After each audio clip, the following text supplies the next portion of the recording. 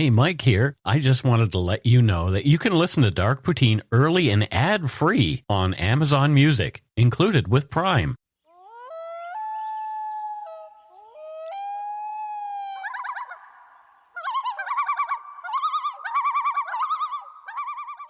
Hello and welcome to Dark Poutine. I am Mike Brown, the creator, host, etc., all the business end of the show.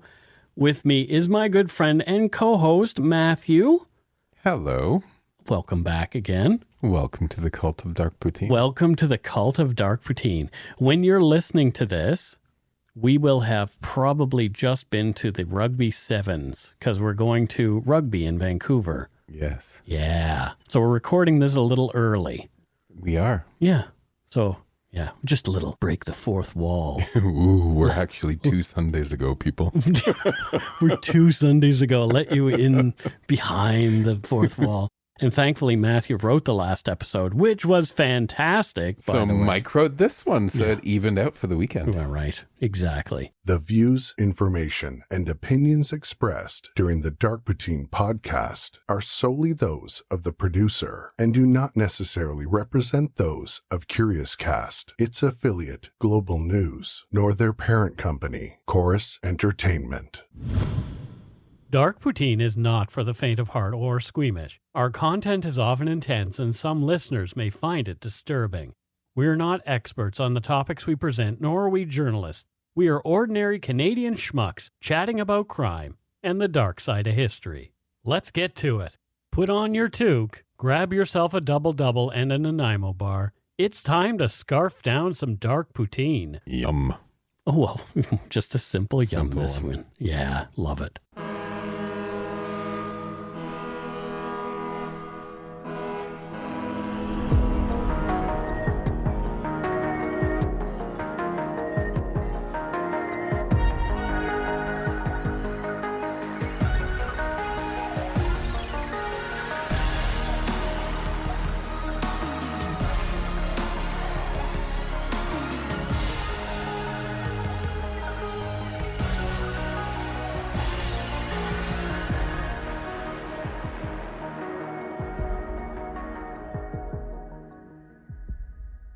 In early October of 1994, during a bizarre, nearly simultaneous sequence of murder-suicides in Quebec and across the Atlantic in Switzerland, 53 members of the Order of the Solar Temple were found dead in burned-out buildings. The deaths apparently fulfilled what the cult leaders claimed was the group's final transit, or return to unity with God, required before the impending end of the world.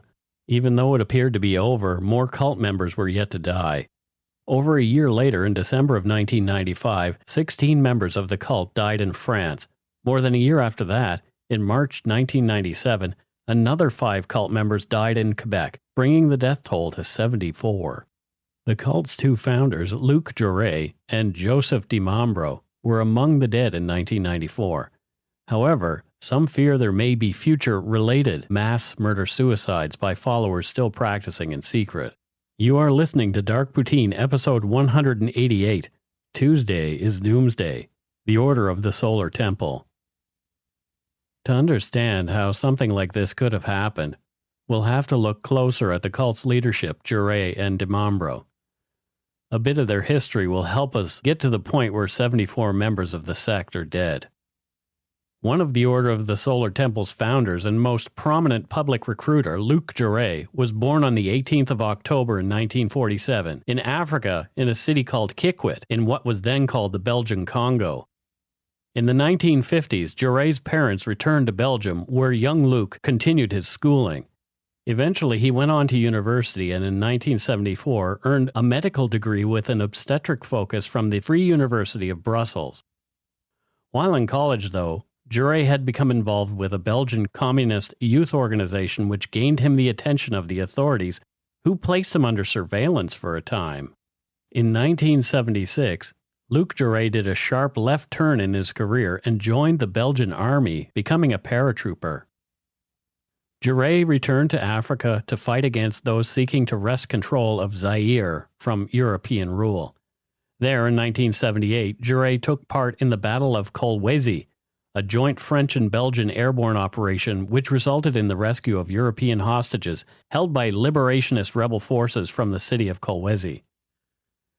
During his stint in the army, Jouret had become disenchanted with the brutality of Western medicine and believed that a more holistic approach might allow for better results in patient care. He traveled the world looking into several different types of alternative medicine as practiced by shaman and spiritual healers, going to destinations that included China, India, Peru, and the Philippines. Again, Jouret returned to Belgium, where he took up the study of homeopathy and began practicing that speciality. According to healthlinkbc.ca, quote, homeopathy or homeopathic medicine is a medical philosophy and practice based on the idea the body has the ability to heal itself. Homeopathy was founded in the late 1700s in Germany and has been widely practiced throughout Europe. Homeopathic medicine views symptoms of illness as normal responses of the body as it attempts to regain health. Homeopathy is based on the idea that like cures like, that is, if a substance causes a symptom in a healthy person, giving the person a very small amount of that same substance may cure the illness. In theory, a homeopathic dose enhances the body's normal healing and self-regulatory processes. A homeopathic health practitioner homeopath uses pills or liquid mixtures containing only a little of an active ingredient, usually a plant or mineral, for treatment of disease. These are known as highly diluted or potentiated substances. There isn't strong evidence to show that homeopathic medicines are effective for any specific condition. Homeopathy has been called a pseudoscience, and healthlinkbc.ca goes on to say, quote, some critics of homeopathy believe that there is so little active substance in a solution that any benefits from the treatment are not likely because of the substance, but because you are thinking it is effective, the placebo effect, end quote. But Jouret's spiritual search was the major focus of his life. He became obsessed with the occult and things supernatural and paranormal. He read about those subjects voraciously. He also became fascinated with the Knights Templar, their doctrines, and the occult mythology surrounding the order.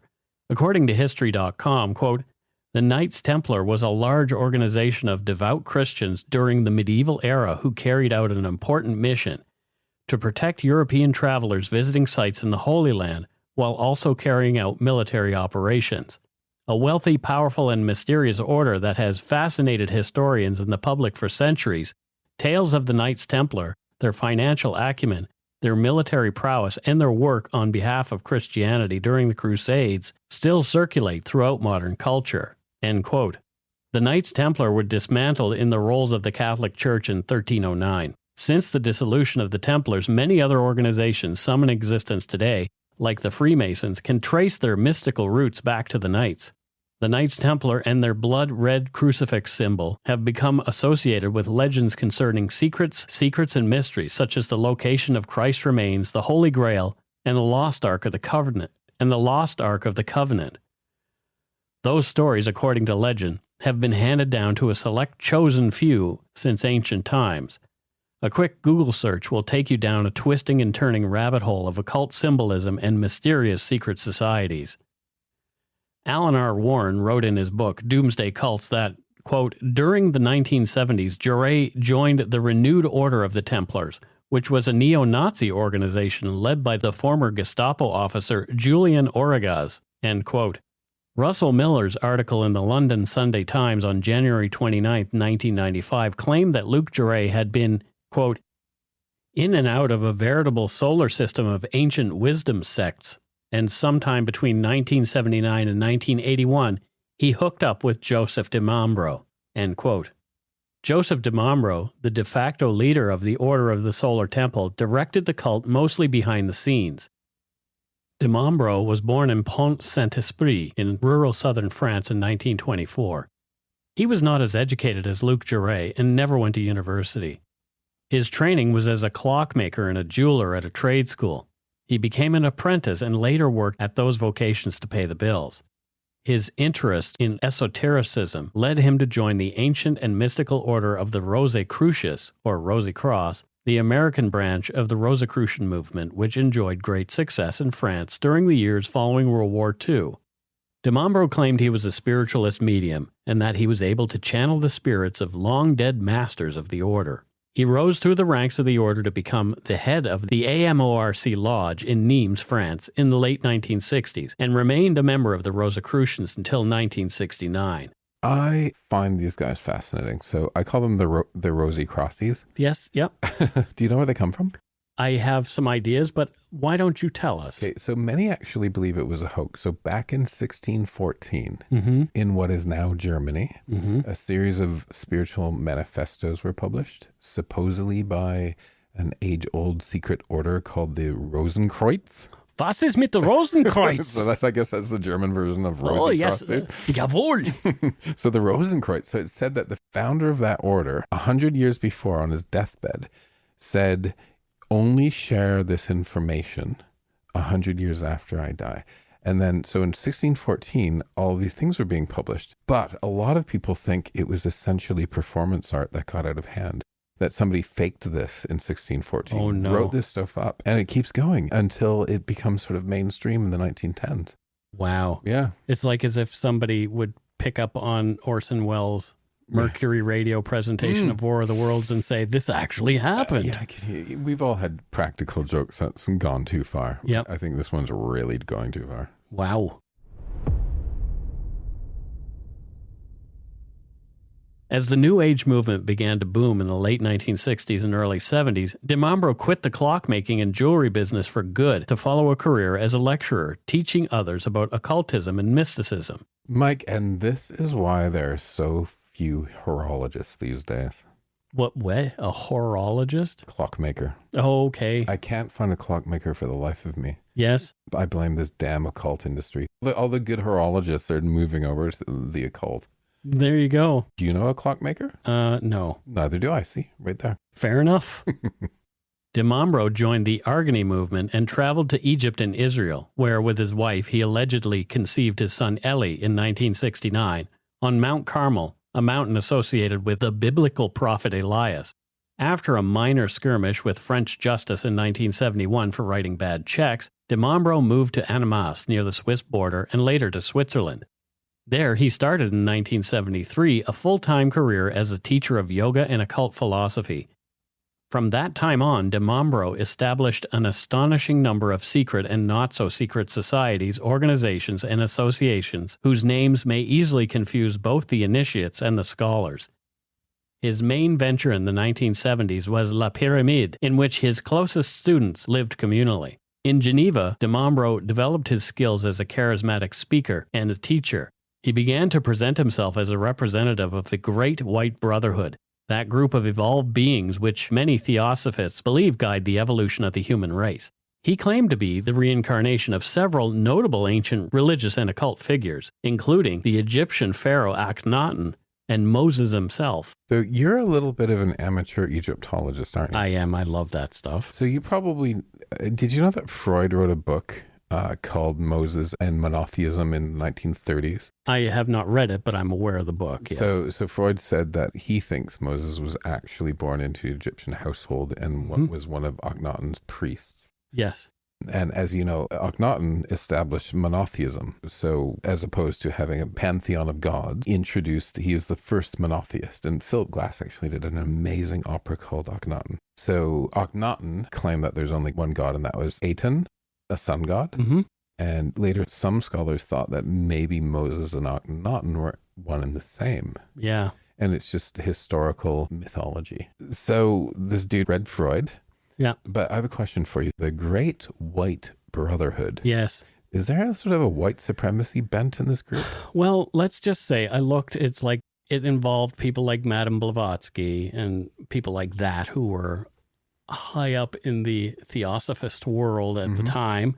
And there are not a lot of people of color that I can see in any instances of the Great White Brotherhood. I might be wrong. There may be some. But in my brief look at what the Great White Brotherhood is or was, I did not see a single person of color. Which I find interesting, because if he's claiming he's part Akhenaten, whose mother was Nubian and his father Egyptian, right? And then Moses, who was a Hebrew prophet. Yeah. Like, And Moses it's wasn't a white guy, folks. I know Charlton Heston was. But interestingly, I watched Geraldo one time when they had a bunch of white supremacist people on it. And one of them said, well, everybody should speak English. The Bible's written in English. What's wrong with those people? That's like the story I heard about the senator in one of the southern states who was against Spanish being taught in schools. And he said, quote, if English was good enough for Jesus, it's good enough for me. Oh, my head. How do people vote these people in? The stupid, it burns. Jesus. If English was good enough for Jesus, it's good enough for me. Okay.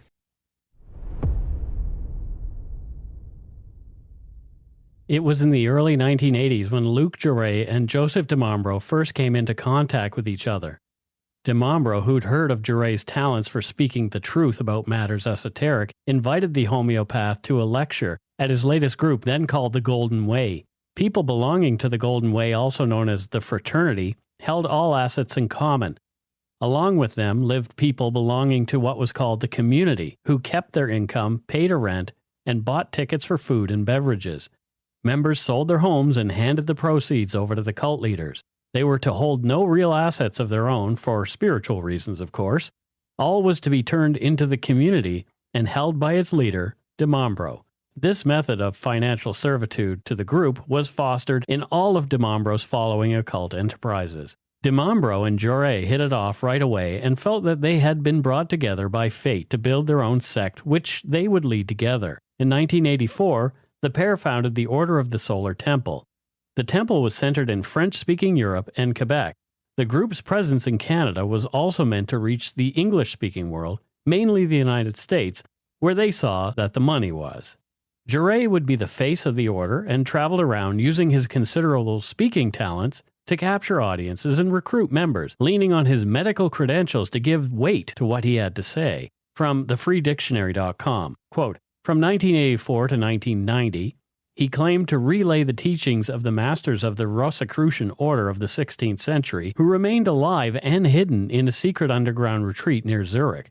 These esoteric pronouncements, together with spiritual phenomena produced during various public demonstrations, convinced many new members that the time of the apocalypse was drawing near and the best way to survive the growing negativity of society was in the safety of the Order of the Solar Temple. By 1989, the cult had gathered about 500 members, most of them in Switzerland, France, and Canada. End quote. It was told later to Maclean's magazine that Luc Jouret would have sex with female members in order to give him spiritual strength to perform his ceremonies. Joseph de Mambro's role was more behind the scenes. He was writing and developing the group's doctrines, rules, its organizations, and rituals which they would practice. All was based, de Mambro claimed, around readings from other related organizations and through messages channeled to him from the mysterious masters in Zurich with whom only he and Luc Jouret were able to communicate. As with many of these types of cults, the rhetoric turned from the groups being a chosen few who had been saved and took on a more ominous tone. The leaders, de Mambro and Jouret, began to make predictions about the impending end times. Jean-Francois Meyer wrote that throughout the 1980s, the Solar Temple's doctrine had grown increasingly apocalyptic. Even in his public meetings, Luc Jouret had frequently alluded to cataclysmic upheavals that threatened the planet with imminent destruction. The apocalyptic thinking of the Solar Temple had clear ecological connotations, and Jouret's lectures often described the Earth as a holistic living entity who could no longer endure what humankind was inflicting on her. Dates came and went without the prophecies being fulfilled, and by the early 1990s, some disenchanted members of the group were questioning the authority of Jouret and de Mambro. Some wanted to leave and wanted to take their money with them. In 1991, Tony Dutoit, a man who at one time had filled the role of handyman, technical assistant, and confidant to de Mambro, came forward to the group with some information. According to CBC News, Dutoit had helped by installing electronic devices in a Quebec chalet that projected images in order to trick members into believing they were seeing spirits summoned by Jouret during ceremonies. At some point, Dutoit discovered that de Mambro was using the money from the temple's funds for his own use and before leaving the cult in 1991, he told the other members not only of the thefts, but also of his involvement in the electronic trickery. Upon hearing of Dutoit's betrayal, de Mambro quietly vowed revenge on the former handyman. With Elie de Mambro, Joseph's son, leading the way in what his father Joseph saw as a major betrayal, 15 other members resigned, calling Joseph a charlatan, and were disgusted by the embezzlement of the temple's money by Jouret and de Mambro. As a result, there was growing internal strife within the temple, mostly among de Mambro's direct underlings, who were scrabbling for more control of the group and plotted to overthrow Joseph de Mambro. From Our Terrestrial Journey is Coming to an End, The Last Voyage of the Solar Temple by Jean-Francois Meyer. Quote, when speaking to police, a Canadian member who broke with the Solar Temple in 1993 summarized the feelings of many defectors. He said, I did not feel that the people were living what they preached, and I was tired of the infighting and never being able to find out what was going on, so I left. End quote. Oddly, although some members were made aware of all this information, they felt that the fakery was only intermittent and chose to stay with the cult, convinced that many of the spirits channeled by de Mambro were actually real. De Mambro and Jouret were concerned with the cracks in the lucrative organization they'd founded, and they'd become aware of the plans to oust them. Both were wealthy men, owning several properties in Europe and Canada, which they used for temple activities. The pair began to talk about a solution they were being directed to, called the final transit. One member later told how Joseph de Mambro cryptically described the final transit. He said, De Mambro explained to us that one day we'd all be called to a meeting at which a transit would be accomplished. It had to do with a mission, with a departure towards Jupiter. He said to his listeners that they had to be on call 24 hours a day so as not to miss the departure, and that once the order was given, we would have to move quickly. End quote. Some of the group's writings talked about the transit, saying, the idea of the passage from one world to another might worry some of you.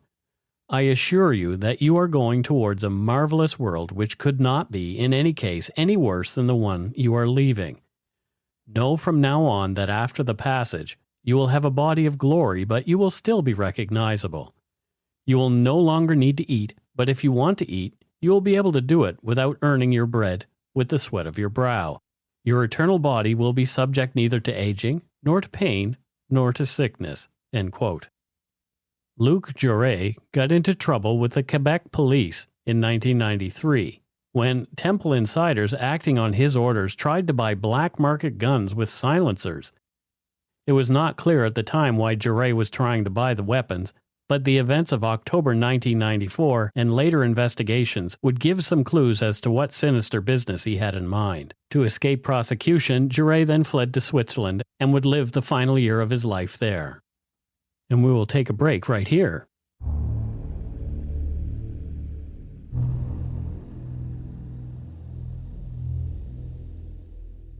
And we're back. What are your thoughts, Matthew? I'm sitting here thinking how easy it would be to start a cult if you wanted to. Yeah. I mean, the stuff that they're spouting, it would be completely laughable if it didn't end up with such deadly results, which we're probably going to find out soon. Right. But it just seems like there's such an easy formula to it. Mm-hmm.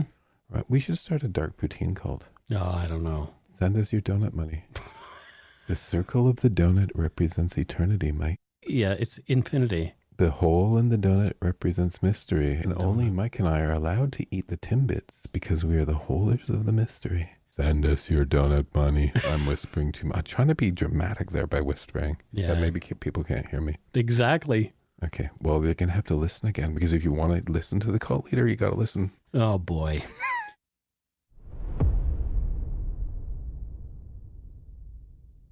The group was breaking up. De Mambro and Jouret were losing control, and they knew it.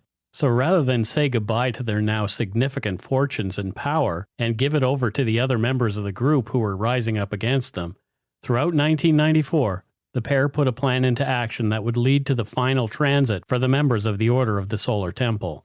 In spring, de Mambro told his disciples, quote, "There are people who claim that I have taken everything for me. What I have taken, I haven't taken it for me, since I leave everything behind. But I will leave nothing. I will leave ashes. I will leave nothing to the bastards who have betrayed us. The harm they have done to the Rosy Cross, that I cannot forgive. What they have done to me, it doesn't matter. But the harm they have done to the Rosy Cross, I won't forgive it. I cannot." End quote. De Mambro and Jouret not only believed in earthly opposition to the group, but also projected this opposition onto a supernatural plane. Evil forces and an antichrist were confronting the group and required being dealt with in an extreme manner to exorcise the demonic entities. On Tuesday, October 4th, 1994, at 7:30 a.m., local police and the fire department responded to a blaze at a villa in the small community of Morin Heights in Quebec's Laurentian Mountains, just northwest of Montreal. Inside what was left of the burned-out residence, police discovered 5 bodies, 4 adults and an infant. The owner of the villa was Joseph de Mambro, but he was not among the 5 dead in the charred building, nor was Luc Jouret, his partner. The details here are rough. The dead were 35-year-old Swiss national Tony Dutoit, his wife Nikki, and the couple's 3-month-old son Emmanuel. The child had been stabbed 6 times with a wooden stake in a ritualistic murder. As de Mambro had determined the child was the Antichrist, and his parents, called traitors to the temple, were also put to death. From James R. Lewis's The Order of the Solar Temple, de Mambro's daughter Emmanuelle, whom Nikki Dutoit had been babysitting and whose mother was Dominique Belleton, was regarded as the cosmic child, an exalted being with a precious future. By calling their son Emmanuel, the Dutoits had usurped the unique position of Emmanuel de Mambro, the cosmic child, and had in fact transformed their baby son into the Antichrist. De Mambro's former handyman and his wife and their child had been lured to de Mambro's chalet to visit their old friend Dominique Belleton in town from Switzerland. Belleton knew full well what was going to happen to the Dutoit family. According to CBC, it is believed that de Mambro exacted revenge on Tony Dutoit by selecting Joel Egger, a 34-year-old fanatical member of the cult, to murder Dutoit, his wife and infant son. After the murders, Belleton and Eggers fled, hopping a plane to Switzerland days before the blaze. The other members found dead in the chalet were Colette and Jerry Janud. It is believed that they set fire to the property and then killed themselves, as it was, according to de Mambro's orders, their time to make a final transit.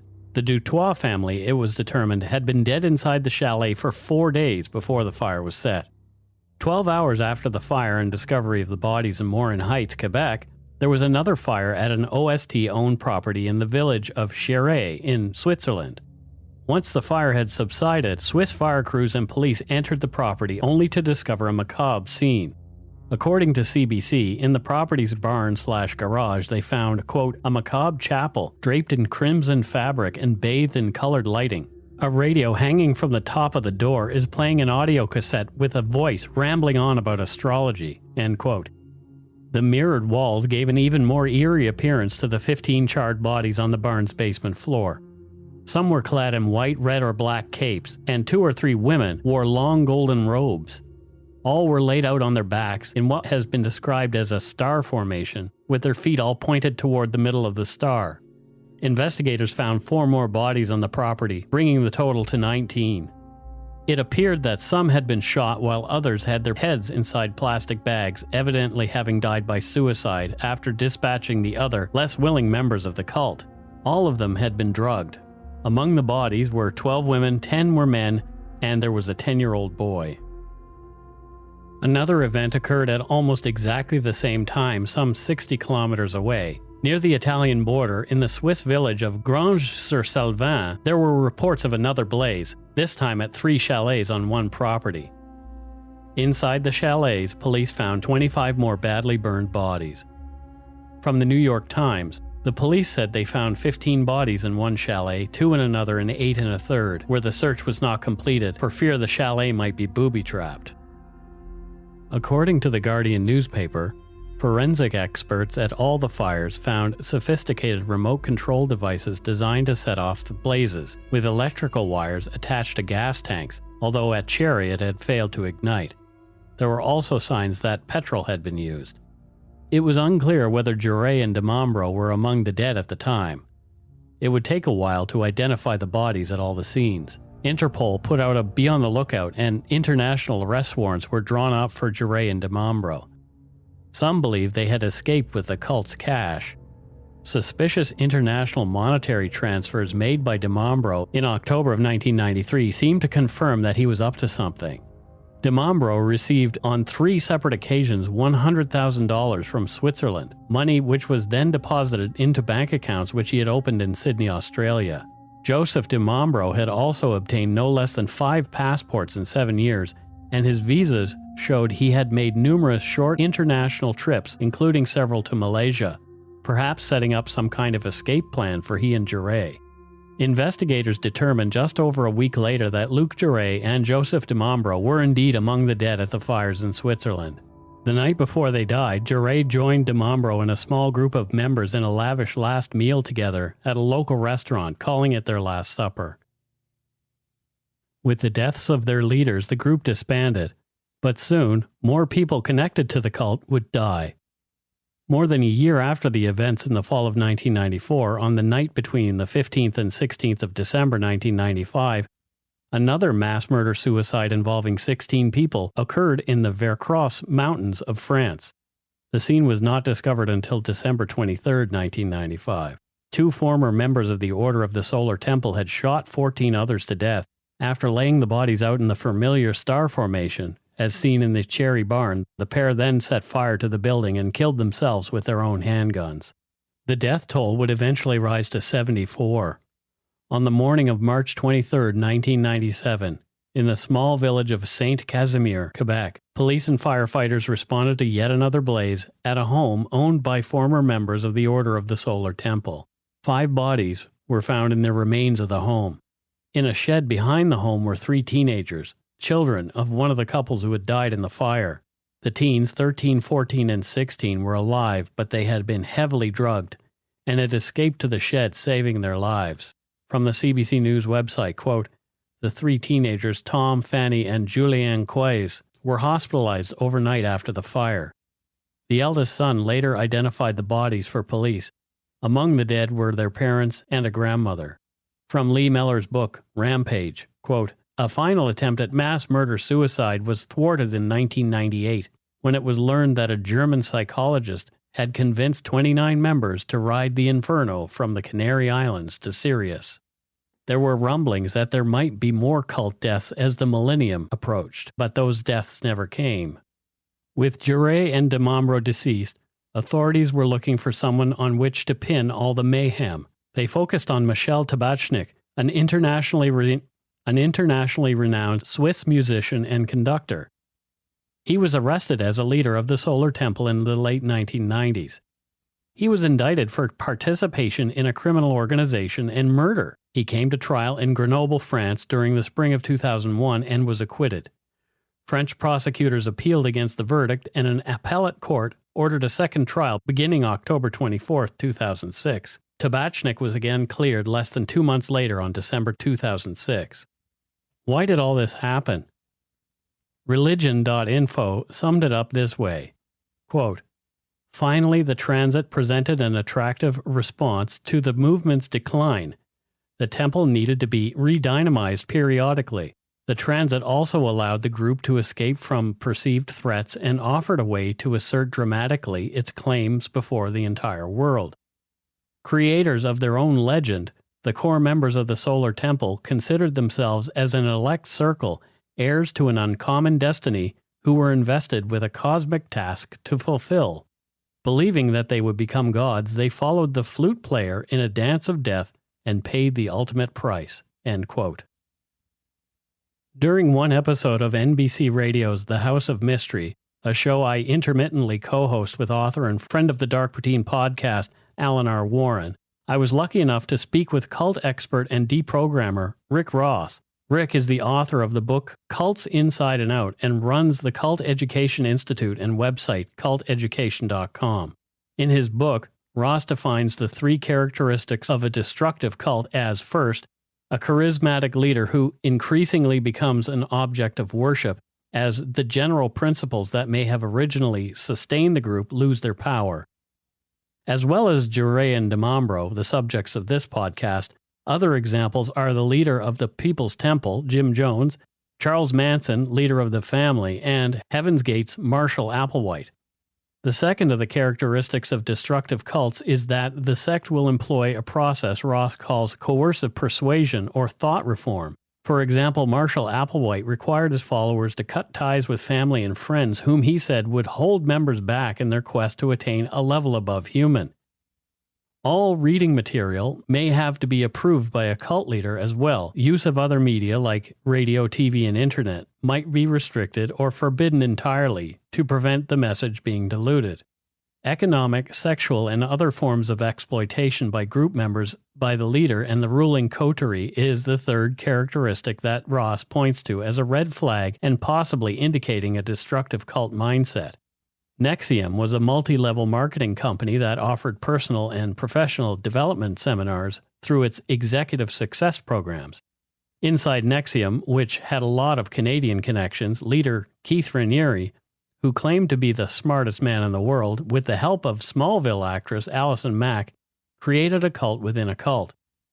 The pair and other pre-initiated accomplices used the main company as a recruiting platform for a secret society called DOS, in which women were branded and forced into sexual slavery, with promises of a more overall successful life as part of the lure. On the intervention page of Rick Ross's site, in response to the question, how should family and friends act when they suspect that someone they love is involved with a potentially destructive group/leader, Ross wrote, quote, "Remain calm, you may be wrong. Don't be confrontational or jump to conclusions. Instead, investigate thoroughly and discreetly discover as much information as possible. First, check the internet, library, and public records for specifics about the group/leader. You might also make quiet inquiries with local clergy, police, social services, and public safety in the community where the group/leader is located. Organize a file for notes, articles, and other information that you may gather. You can find links to more information on cults and Rick's Institute in the show notes for this episode." And that's it for Dark Poutine episode 188. Tuesday is Doomsday, the Order of the Solar Temple. What are your thoughts on this story, Matthew? Okay, you can probably help me here, Mike. Mm-hmm. I do not understand how people can allow themselves to be persuaded into these cults. Yep. Like, in my mind, there's a distinct lack of critical thinking. Mm-hmm.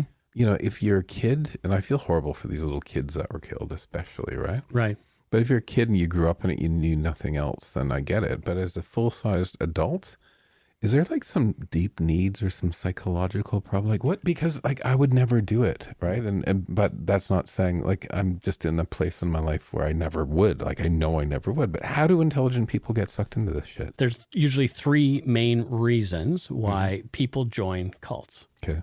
And those are they want to better themselves either professionally or personally.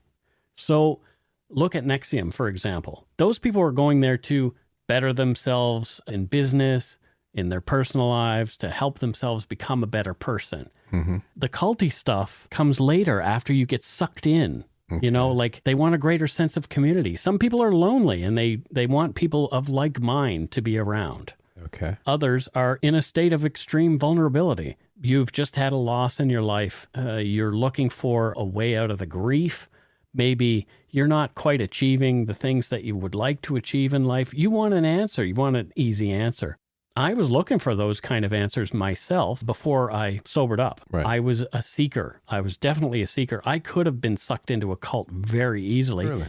I read the book Dianetics, and I loved what it had to say. What is that? Scientology. Okay. So I went to the Scientology Center in Halifax, and I spoke to them about becoming a member and getting tested and all that kind of stuff, having my engrams read and all of that kind of nonsense. I was looking for some better way of life. The internet wasn't around at the time, so I didn't know that Scientology was a cult. But yeah, it just made sense to me. They didn't really want me, and they wanted me to pay more money. So I thought, okay, somebody wants money, an alarm bell went off. Yeah. You know, so I didn't get involved with them. Also looked at Buddhism. It didn't speak to me in a way that it might today. But I was one of those people who was in an extreme state of vulnerability. I was sick. I was very sick. I don't think I was an unintelligent person, but I was a very sick person who just wanted to find a different way to live than the way I was living. I heard somebody describe a cult as other people's religion. No, it's not quite that simple. Yeah, but it's an interesting way of thinking about it, because if the people think they're in the right with theirs, they call a cult Yeah. Other people's religion. But we go back to what Rick Ross was saying, like Yeah. the definition of a cult, like a dangerous cult. Well, There are they're cults that you can join that aren't. They're happy cults, I'm sure. Right? Yeah, sure. Right, a cult doesn't have to be negative, does it? Well, no. Does it? No, I don't think so. Like, Sometimes I need a good brainwashing, you know? well, Maybe my brain's a little messed up and I need a good wash. I mean, what cults do we belong to that we don't even think of them as being cults? Well, the cult of Steve we talked about Right. earlier. Well, there is like the cult of... Is national pride a cult? And Sure it is. Yeah, sure it is. If you think about it, patriotism in a big way. I mean, we're seeing how culty it is across the border. Yeah. And how people will defend it to the death, you know, in spite of good critical thinking, as you mentioned. You know, you've spoken a lot about critical thinking to me around this, and yeah, I think that's the problem. Is like we don't take time to step back and say, is that really the way it is? Like if you can't question something, it's probably dangerous. Yeah. If somebody says, no, if you question me, you're out. Good, I'm going. See you later. Absolutely. Yeah. I don't know. It's a rough one. It's a little different, I think. My friend Brad Conrad and I, when we were kids, sorry, I just outed him, like actually used his name. But Brad and I, we decided that we would develop a cult when we were in high school. Oh, you And it was- crazy kids. It was called Spudism. Right. We were Spudists. Okay. We worshipped scalloped potatoes. Oh, I like scalloped potatoes. Yeah. And we changed some of the names of the holidays. We made things up about it. And Christmas Day was when Spudda slipped and fell on the ice outside the skating rink and hurt his bum and said, Christ my ass. So it was Christmas Day. I know we were kids. were kids. Yeah, we weren't. I kind of have the cult of Steve going, don't I? You do. Definitely there is a cult around Stephen the Bulldog. He's a fine little man. I like the picture of his bum that you posted just recently. Yes. And also the one of him sort of standing while he's sleeping. He sleeps standing up with his back legs, Yeah. but his paws on the arm of the chair of the sofa, sound asleep. Very weird. We will find out a week after this recording if Steve has behaved himself in the past week while he's with the babysitter. I'll report back in next week, folks. Actually, it won't be next week because we're taking next week off, but I'll report in a few weeks. yeah. Anyway. That's right. It's time for voicemails. You can leave us a message at 1-877-327-5786 or 1-877-DARK-PTN. We'd love to hear from you. Let's see who called us this week. Here's another one from Alberta. We have a lot of callers from Alberta lately, so what's wrong with the rest of the country? Give us a call. Yeah, a lot of Albertans calling. I like that. Yeah, I do too. Here we go. Well, hello, gentlemen. I just finished listening to the 9/11 podcast, and it's talking about it again in such great detail. It's almost as surreal as it was back then.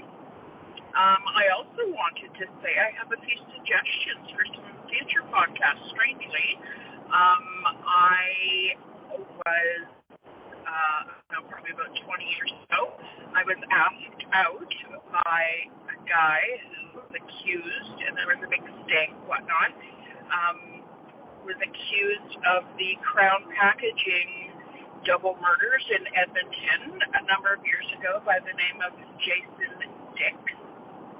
And also, I went to high school with a girl in Calgary named Denise Lapierre, who was murdered in, I'm going to say 87, and it turned out to be a serial killer who killed her. So just a couple ideas for the show. Anyway, you guys are fabulous, and of course Steve is fabulous, but we know this already. Anyway, you can get a hold of me if need be, but you probably won't need to. Anyway, look into both those cases. They're both pretty interesting. Love you both. Keep doing the good things, and go shoot your hat. Bye. Well, thank you so much. That Thank was you. great. Yeah, everybody's got to mention Steve now, which is fantastic. I love it. That we have a bulldog kind of official mascot. I need to get maybe cartoons drawn of us with you and I and Steve. That'd be fun. It would be fun. Here's one that looks like it is coming from Ontario, so people other than Alberta calling in. Let's listen. Hi, Mike, and hopefully Matthew. My name is Sam, and I live in Kingston, Ontario.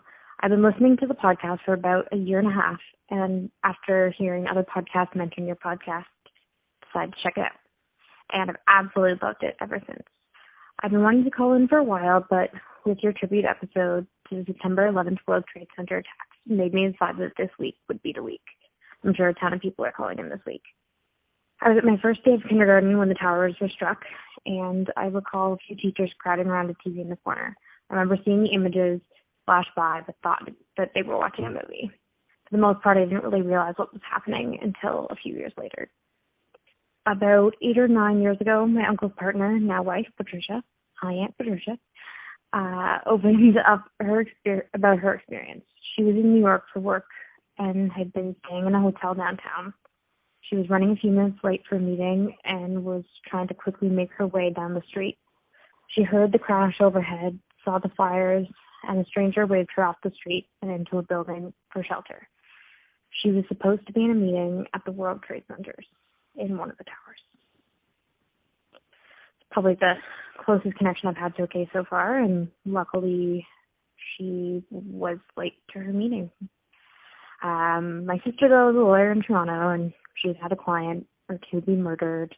I went to school with a girl that moved away from my hometown, Port Perry, and she was murdered.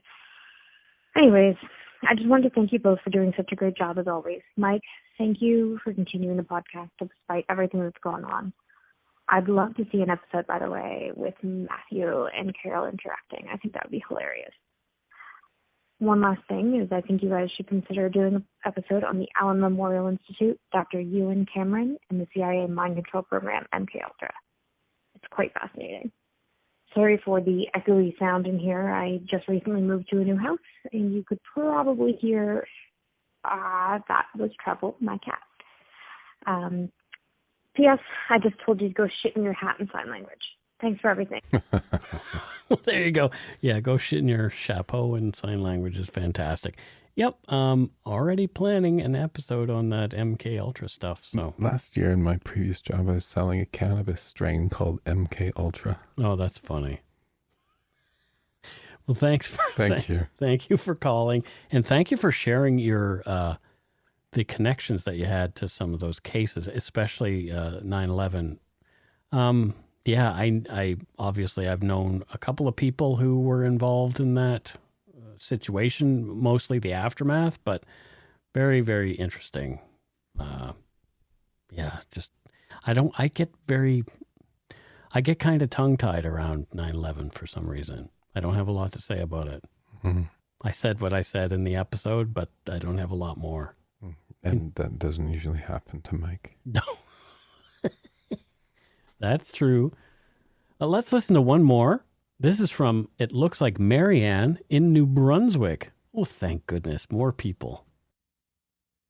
Hi, Mike and Matt. My name is Marianne. I'm a first-time caller, long-time listener, and yes, I've always wanted to say that.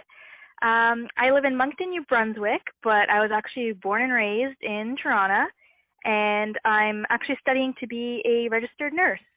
A friend of mine recommended your podcast to me back in January because I was kind of looking for some things to listen to when I go trail running, and I wasn't really sure where to start. And I'm really glad she recommended you because I've devoured the entire catalog, and as of last week, I am fully caught up.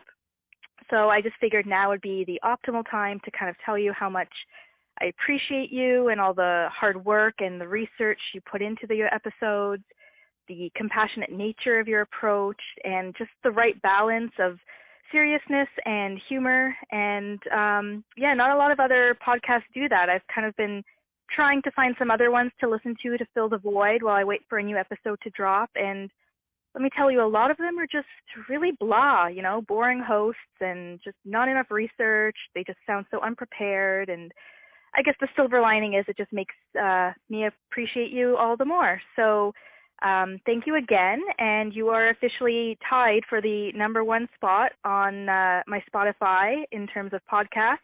The other one being True Crime and Cocktails, which is also hosted by 2 Canadians. And they have a different approach to true crime, but equally as interesting. And I actually had a dream the other night that the 4 of you teamed up for an episode. And I was pretty disappointed when I woke up and realized it wasn't a thing. So anyways, I'm rambling now. So I just wanted to say thank you again for all your insight and your hard work. And definitely keep it up, because clearly I need you. There's not enough good podcasts out there. So go take a shit in your hat, and love you guys. Well, thank you so much. That's neat. Another person who is going into service as a nurse. That's neat. I just have Leonard Cohen in my head. Why Leonard Cohen? Now so long, Marianne, it's time that we began to laugh and cry and laugh and cry again. Remember? Oh, yeah. I love Leonard Cohen. Thank you, Marianne. Yes, thank you so much. Oh, that'd be a fun podcast with the 4 of us. It would. I don't know those people, so. True crime, cocktails, and 2 sober guys. Yeah, right. Funny how that works. Yeah, we don't have any donut money or Patreons to shout at this week because we're taking a break. So we went over all our patrons and donut money donors in the last episode. The next Dark Poutine episode will drop on the 4th of October. So yeah, you won't hear us on the 27th of September, but on the 4th. Little mini vacation. Little mini vacation. The reason we're doing it is because Matthew is going away. And I don't want another co-host anymore. I'm tired of scrounging for co-hosts. When is this going to air? This particular episode on the 20th of this month. Thank you to all our patrons and donut money donors, past and present, for your generosity. It helps to keep the show going. You can become a patron of Dark Poutine at patreon.com/darkpoutine. For a one-time donation, you can send us donut money via PayPal using our email address, darkpoutinepodcast@gmail.com. Please subscribe to the show if you already haven't. You can easily find Dark Poutine on Apple Podcasts, Spotify, or wherever you listen to your favorite podcast. My book, Murder, Madness, and Mayhem, is available for pre-order via a link on the Dark Poutine website. And speaking of our website, please check out darkpoutine.com for show notes and other cool stuff. Please take the time to give Dark Poutine a like on Facebook and Instagram. Most importantly, thank you for listening, and tell your friends about us. Word of mouth is a powerful thing. Until we return, that's right, return in 2 weeks. Don't forget to be a good egg and not a bad apple. Bye, everybody. Bye.